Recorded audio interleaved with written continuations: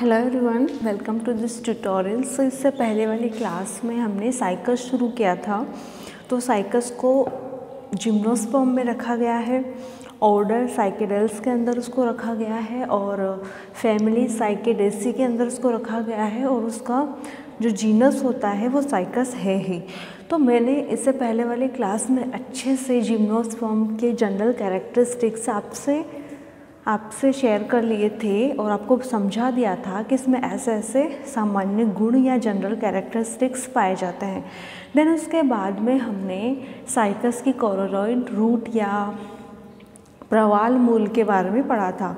तो प्रवाल मूल एक्चुअल में होती तो रूट का ही मॉडिफिकेशन होता है, लेकिन उसको प्रवाल मूल क्यों कहा? क्योंकि वो नेगेटिव जियोट्रॉफिक होती है। जैसे कि जनरली रूट्स अंडरग्राउंड होती है और वो बाहर की तरफ आधार की तरफ से निकली हुई रहती है, ब्राउन कलर्ड होती है। और जब हम उसका टीएस लेते हैं तब हमें उनमें, जैसे कि मैं बात करूँ, एल्गल जोन दिखाई देता है। एल्गल जोन वह भाग होगा कॉर्टेक्स का जिसमें एल्गी पाई जाएगी, जो उसके साथ सिम्बायोटिक एसोसिएशन स्थापित करती है, जैसे कि नोस्टॉक एनाबिना। कुछ बैक्टीरिया भी होते हैं जिम्नोस्पर्म में, जैसे कि एज़ोटोबैक्टर, जो मतलब कि उन रूट के साथ सिम्बायोटिक एसोसिएशन में रहते हैं। तो लास्ट वाली जो क्लास थी वो थी साइकस की कोरोलॉइड रूट। तो मैंने उसमें बताया था कि एपिडर्मिस यूनिलैंड होती है और अगर रूट में एपिडर्मिस है तो हम उसे एपिब्लेमा भी कह सकते हैं। और उस यूनिलेयर्ड एपिडर्मिस के ठीक नीचे पाया जाने वाला क्षेत्र कॉर्टेक्स होता है, जिसे हमने 3 भागों में डिवाइड किया था, outer cortex, inner cortex and middle cortex. तो जो आउटर कॉर्टेक्स थी वो पैरेन्काइमेटस थी और रेजिन युक्त थी। फिर उसके ठीक नीचे होती है मिडिल कॉर्टेक्स। मिडिल कॉर्टेक्स को एल्गल जोन भी कहते हैं। अगर आपसे पूछा जाए कि एल्गल जोन किसे कहेंगे साइकस में, तो आपको कोरोलॉइड रूट में बताना है कि वह जोन जिसमें एल्गी सिम्बायोटिक एसोसिएशन में रहती है। तो मिडिल कॉर्टेक्स में एल्गल जोन उपस्थित होता है। ये जो सेल्स होती है वो दीर्घित मीन्स इलोंगेट होती है, लंबी होती है और उनके अंदर नोस्टॉक एनाबिना जिससे शैवाल या एल्गीज पाई जाती है। देन उसके ठीक नीचे इनर कॉर्टेक्स होती है, वो भी सेम रेजिन युक्त सेल्स होंगी और पैरेन्काइमेटस सेल्स होती हैं। देन उसके नीचे एंडोडर्मिस होगी और एंडोडर्मिस एक परतीय या बहुपर्तीय हो सकती है। देन उसके नीचे होती है पेरिसाइकिल। पेरिसाइकिल के ठीक नीचे जाइलम और फ्लोएम रहते हैं। सो ओवरऑल ये तो बात हुई कोरोलॉइड रूट की। तो जो डायग्राम है बेसिक, तो मैं यहाँ पे रफली ड्रॉ कर रही हूँ।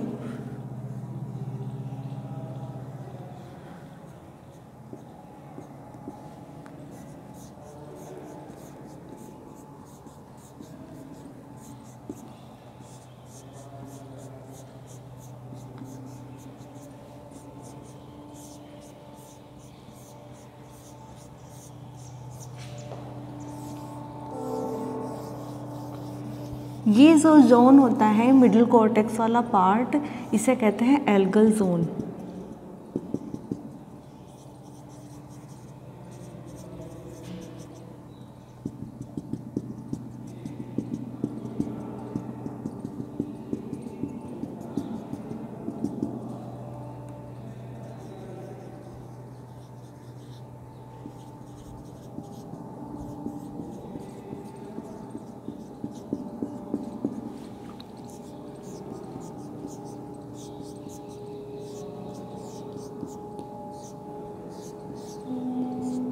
सो as you can see in this diagram कि ये जो जोन्स बना रही हूँ ये कॉर्टेक्स के जोन्स हैं, ठीक है। देन यहाँ पे आ जाती है फिर एंडोडर्मिस, देन आ जाती है पेरिसाइकिल और फिर वही वेस्कुलर बंडल वाला यहाँ पे भाग आ जाता है। तो ये देखो, मैं जो समझाना चाह रही हूँ वो चीज़ें आप देखो यहाँ पे कि ये जो पार्ट होता है इसे कहते हैं एपिडर्मिस, ये जो पार्ट होता है इसे कहते हैं आउटर कॉर्टेक्स, ये जो पार्ट होता है इसे मिडिल कॉर्टेक्स और मिडिल कॉर्टेक्स को एल्गल जोन भी कहते हैं। और क्यों कहते हैं ये मैंने आपको बता दिया है, क्योंकि इसमें एल्गीज, नोस्टॉक, एनाबिना या फिर ब्लू ग्रीन एल्गीज में सिम्बायोटिक एसोसिएशन में रहते हैं, इसलिए इसे एल्गल जोन भी कहते हैं। ये है इनर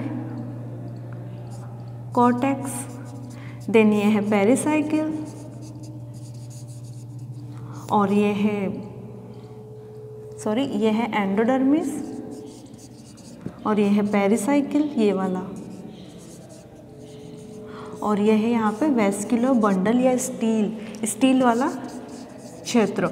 तो इसमें जो वेस्कुलर बंडल होते हैं वो मैंने बता दिए, रेडियल होते हैं, कॉन्जॉइंट, कोलैटरल और ओपन टाइप के इसमें वेस्कुलर बंडल्स होते हैं। सो ये तो बात हो गई प्रीवियस क्लास में हमने क्या पढ़ा था उसके बारे में ब्रीफ में।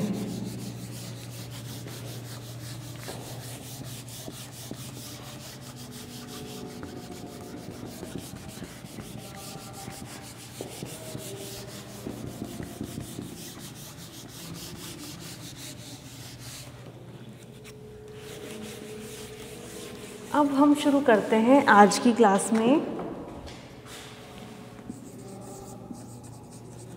साइकस पढ़ रहे हैं ना, तो साइकस के बारे में क्या पढ़ेंगे वो देखो। टीएस ऑफ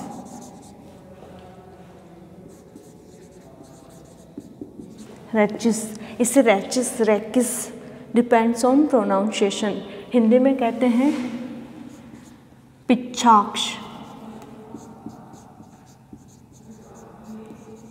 और टीएस को आप जानते ही हो, जब हम किसी स्टेम की या फिर लीफ की या फिर रूट की ट्रांसफ़र सेक्शन लेते हैं उसे टीएस कहेंगे।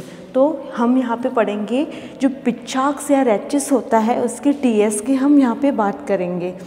तो रेचिस, साइकस में जो रेचिस होता है जनरली ग्रीन कलर्ड होता है, और मैंने आपको बता दिया कि रेचिस होता क्या है एक्चुअल में, ठीक है। तो रेचिस वह स्ट्रक्चर होती है जिसपे छोटे छोटे लीफलेट्स लगे हुए होते हैं, पर्णक लगे हुए होते हैं, वो स्ट्रक्चर रेचिस होती है। जो मैंने जनरल कैरेक्टरिस्टिक्स जब पढ़ा रही थी तब मैंने वो स्ट्रक्चर आपको समझा दी थी। तो जब हम साइकस के रेचिस की टीएस लेते हैं तो हमें डिफरेंट जोन्स दिखाई देते हैं। तो वो कौन कौन से जोन्स हैं वो देखो। एपिडर्मिस, हाइपोडर्मिस,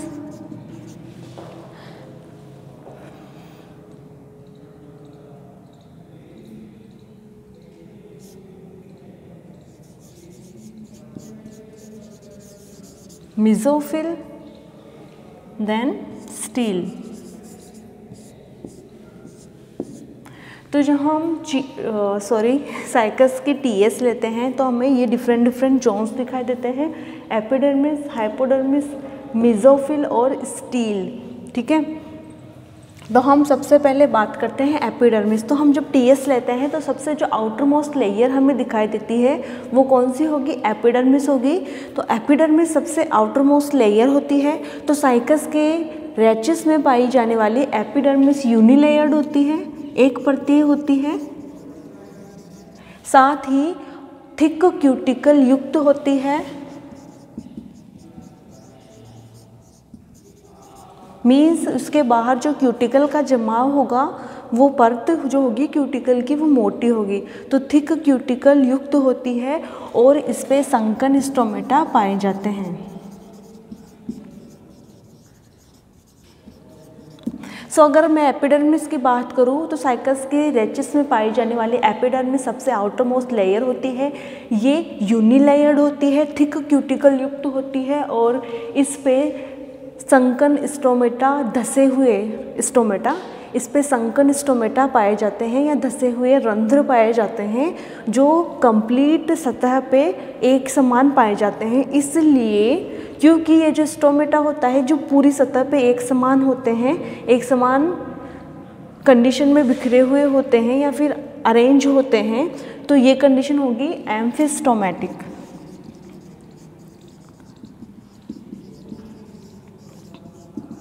तो इसकी कंप्लीट सतहों पर ये स्टोमेटा इक्वल मात्रा में पाए जाते हैं, इसलिए इस कंडीशन को एम्फिस्टोमेटिक कंडीशन कहते हैं। देन आता है हाइपोडर्मिस। तो जो एपिडर्मिस होती है उसके ठीक नीचे पाई जाने वाली लेयर हाइपोडर्मिस होती है। ये जो हाइपोडर्मिस होती है वो अबैक्सियल सरफेस पे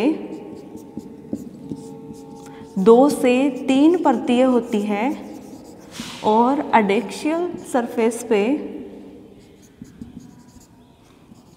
कई परतें होती है। ये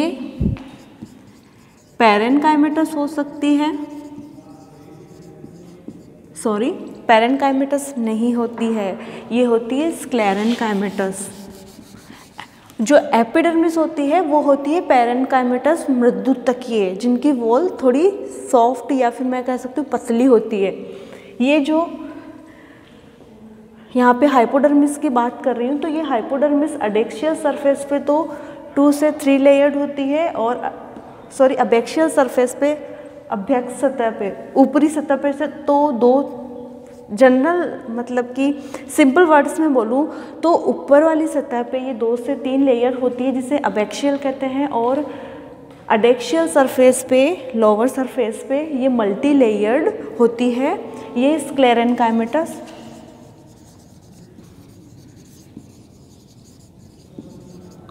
एंड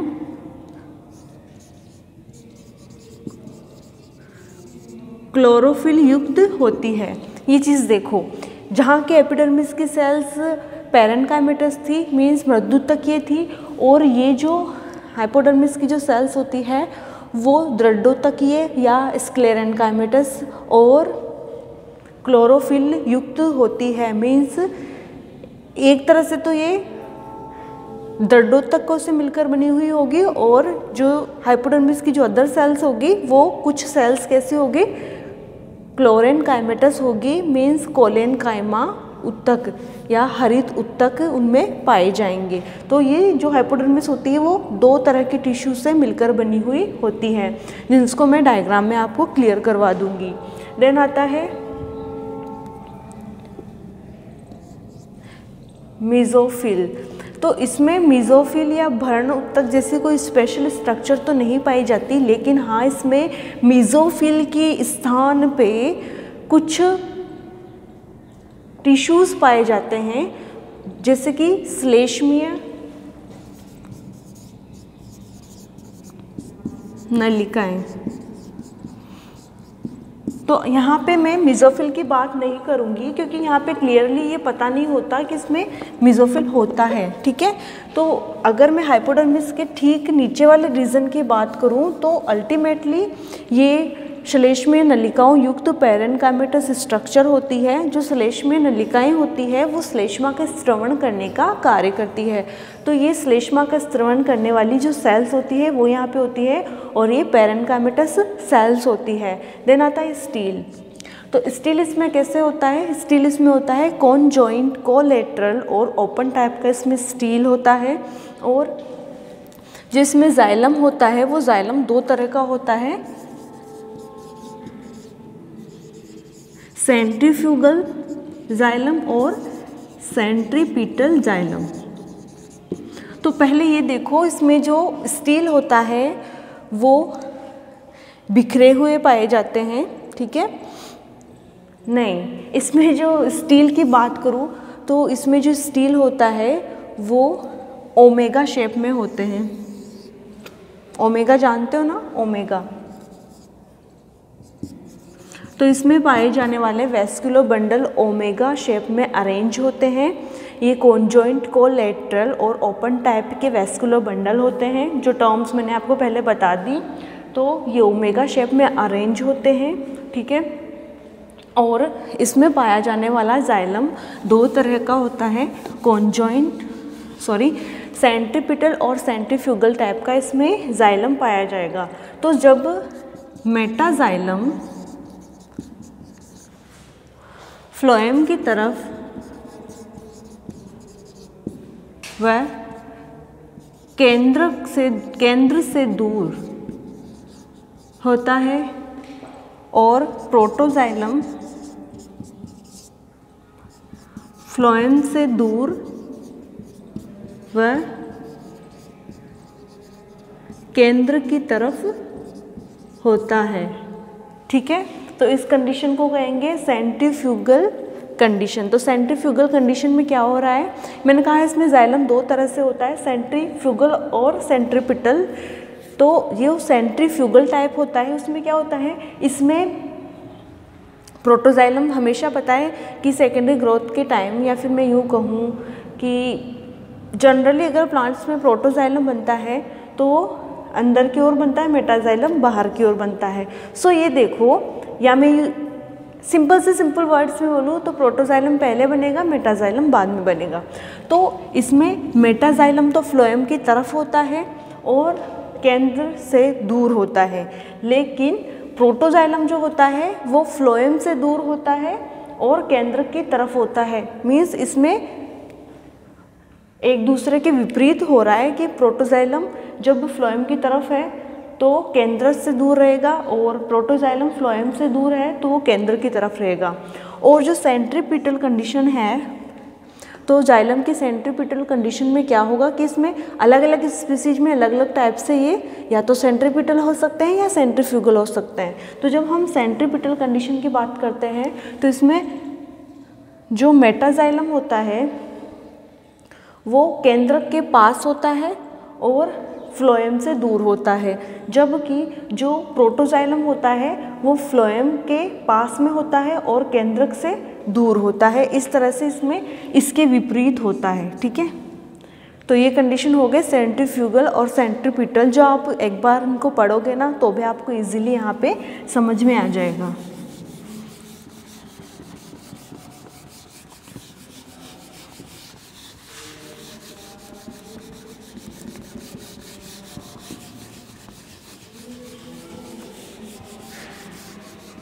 तो अब मैं इसको एक बेसिक डायग्राम की हेल्प से आपको समझा देती हूँ।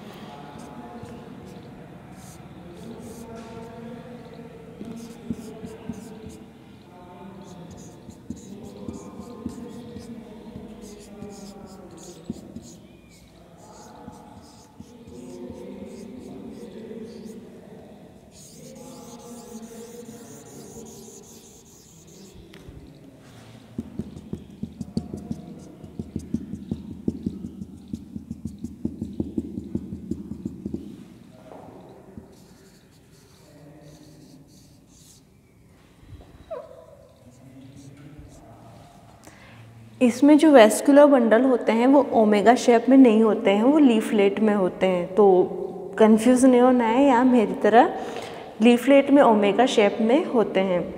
या मैं इसको और क्लियर कर देती हूँ अभी डायग्राम की हेल्प से।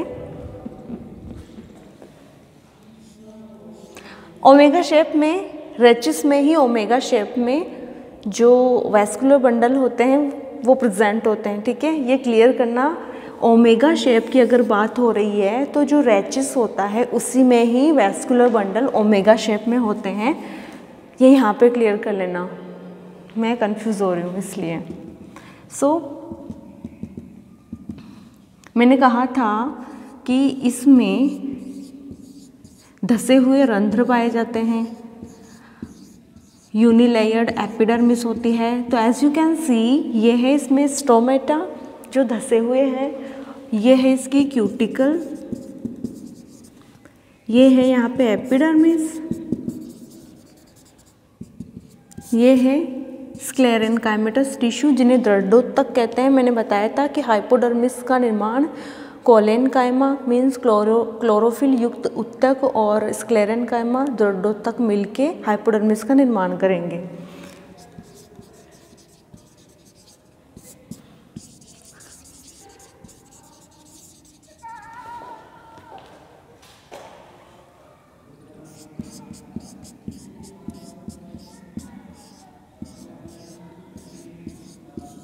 फिर इसके नीचे की सतह मैंने मेसोफिल उत्तकों की जगह मैंने इसमें बताया था कि इसमें पैरेनकाइमेटस टिश्यूज होते हैं। तो मैं ये जोन कौन सा बता दूंगी, ग्राउंड टिश्यू। मैं यहाँ पे मेसोफिल नहीं बोल के ग्राउंड टिश्यू बता दूंगी, भ्रूणोत्तक। तो यहाँ पे जो मैंने मेसोफिल लिखा था उसके स्थान पे मैं ग्राउंड टिश्यू भी लिख सकती हूँ। भ्रूणोत्तक मीन्स वो उस पोर्शन को भरेंगे, मीन्स उस पोर्शन का निर्माण कर रहे हैं जो स्पंजी टाइप का होता है। तो भ्रूणोत्तक या ग्राउंड टिश्यू वाला पोर्शन होता है। इस ग्राउंड टिश्यू वाले पोर्शन में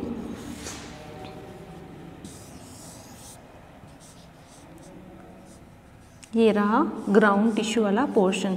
तो मैंने बताया था कि जो भ्रूणोत्तक वाला क्षेत्र होता है तो इसमें यहाँ पे क्या होते हैं वो देखो,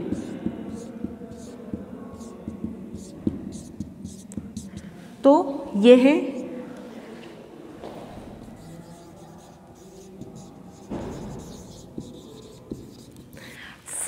म्यूसिलेज डक्ट्स या फिर श्लेष्मीय नलिकाएं।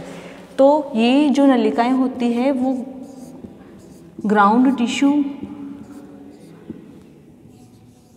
वाले जोन में स्थित होती है। ठीक है, भ्रूणोत्तक वाले क्षेत्र में ये वाली म्यूसिलेज डक्ट या श्लेष्मीय नलिकाएं पाई जाएगी जो श्लेष्मा के स्त्रवण करने का कार्य करेगी। फिर इसके नीचे मैंने ये बताया था कि वही सेम एंडोडर्मिस पेरिसाइकिल वाली स्ट्रक्चर होगी और यहाँ पे वैस्कुलर बंडल होंगे जिसमें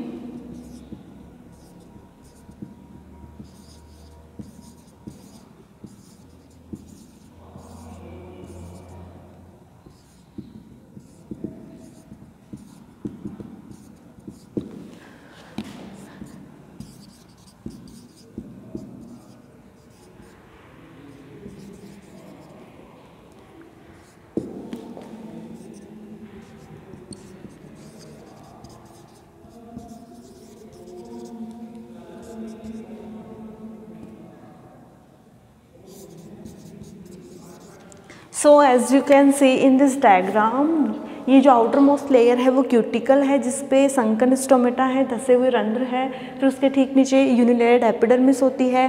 फिर मैंने बताया था कि इसमें जो हाइपोडर्मिस होती है वो अबैक्सियल सरफेस पे 2-3 लेयर्ड होती है और अडेक्सियल सरफेस पे ये मल्टी लेयर्ड हो सकती है। देन ये जो हाइपोडर्मिस होती है इसका निर्माण 2 तरह के टिश्यूज करते हैं, स्क्लेरेनकाइमेटस और कोलेनकाइमेटस टिश्यू। तो जो कोलेनकाइमा नहीं है यहाँ पे क्लोरेनकाइमा है। जिन उत्तकों में क्लोरोफिल कंटेंट होता है वो उत्तक कौन से होंगे, क्लोरेनकाइमा, हरित उत्तक। तो यहाँ पे हरित उत्तक यहाँ पे दिखाए गए हैं।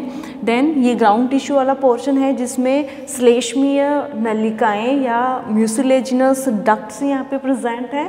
देन ये हो गया स्टील वाला भाग जिसमें सेंट्रीफ्यूगल और सेंट्रीपिटल टाइप के जाइलम प्रेजेंट होते हैं।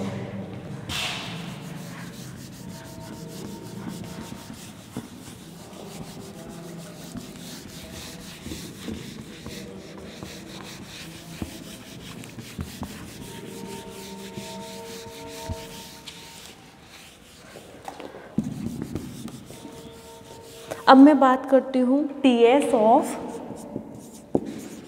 लीफलेट। देखो ये तो हो गया रैचिस वाला पोर्शन, ठीक है। इस पे जो ऐसे स्ट्रक्चर, ये पूरी एक कंप्लीट लीफ है मैं जो बना रही हूँ ना, ये देखो आप,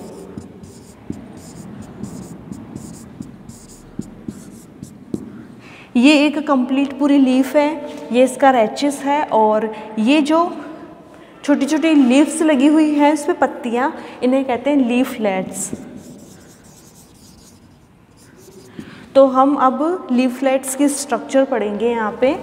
तो टीएस ऑफ लीफलेट्स, तो जब हम लीफलेट का टीएस लेते हैं तो हमें कुछ रीजन्स या जोन्स दिखाई देते हैं, जैसे कि एपिडर्मिस,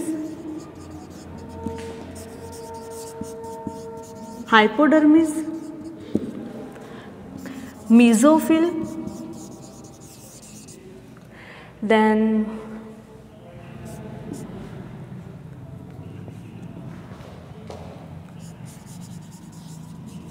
ट्रांसफ्यूजन टिश्यूज जिन्हें कहते हैं संचरण ऊतक, and last one is stele. तो जब हम लीफलेट का टीएस या ट्रांसफर सेक्शन लेते हैं तो हमें डिफरेंट जोन्स दिखाई देते हैं। First one is epidermis, second one is hypodermis, third one is mesophyll, fourth one is transfusion tissues जिन्हें हम संचरण ऊतक भी कहते हैं, and then last and least one is stele. तो सबसे पहले हम बात करेंगे एपिडर्मिस के बारे में। तो जो लीफलेट की एपिडर्मिस होती है वो भी यूनिलेयर्ड होती है, उस पर भी क्यूटिकल पाई जाती है जो थिक होती है, और इसमें जो स्टोमेटा होता है वो लोअर सरफेस पे या फिर लोअर एपिडर्मिस पे ज़्यादा उपस्थित होते हैं। इसके कारण इस कंडीशन को हाइपोस्टोमेटिक कहते हैं। तो इसमें स्टोमेटा कैसे होंगे? हाइपोस्टोमेटिक।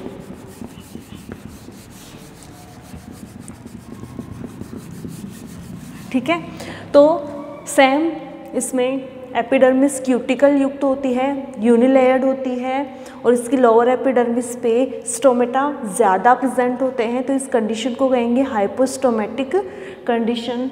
देन हम आते हैं हाइपोडर्मिस पे। तो जो एपिडर्मिस की नीचे वाला क्षेत्र होता है वो हाइपोडर्मिस होता है। तो जो हाइपोडर्मिस होता है वो मल्टी सेलुलर स्ट्रक्चर होती है या मल्टी लेयर्ड स्ट्रक्चर, जहाँ पे ये एक परतीय संरचना होती है, वहीं पे हाइपोडर्मिस जो होती है वो एपिडर्मिस के ठीक नीचे स्थित होती है, और ये जो हाइपोडर्मिस होती है वो पैरेनकाइमेटस होती है। ठीक है, ये तो हुई इसके बाद हाइपोडर्मिस की। तो इसके ठीक नीचे वाला पाया जाने वाला जोन कौन सा हो गया? हाइपोडर्मिस वाला। और ये जो हाइपोडर्मिस की सेल्स होती है फिर पाया जाता है इसमें मेसोफिल। तो ये जो हाइपोडर्मिस के सेल्स के ठीक नीचे यहाँ पे मेसोफिल पाए जाएंगे। मेसोफिल को कहेंगे हम यहाँ पे भ्रूणोत्तक भी कह सकते हैं, या मध्योतक, जो बीच वाला पोर्शन बनाएंगे वो वाले टिश्यूज मध्योतक। तो जो मेसोफिल की सेल्स होती हैं, इन मेसोफिल सेल्स को भी दो भागों में डिवाइड कर सकते हैं।